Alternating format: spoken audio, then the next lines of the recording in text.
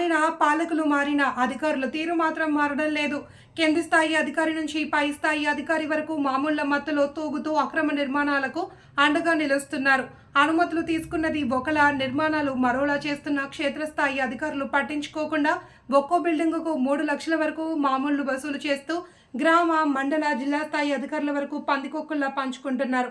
బహుళ అంతస్తుల భవనాలను అక్రమంగా నిర్మించడంతో పాటు ప్రభుత్వ భూములను ఆక్రమించి నిర్మాణాలు చేస్తున్న అధికారులు చూసి చూడనట్లు వ్యవహరించడంలో ఆంతర్యం ఏమిటోనని పలువురు ప్రశ్నిస్తున్నారు. ఇదంతా ఎక్కడో అనుకుంటే పొరపాటే. మహానగరానికి కూతవేటు దూరంలో ఉన్న గ్రామ పంచాయతీ పరిధిలో జరుగుతున్న బహుళ అంతస్తుల తతంగం ఇది. సంగారెడ్డి జిల్లా పటాన్చెరు నియోజకవర్గం అమీన్పూర్ మండలం కిష్టారెడ్డిపేటలో బిల్డర్లు, అధికారులు కుమ్మక్కై ఇష్టారాజ్యంగా రాజ్యమేలుతున్నారు.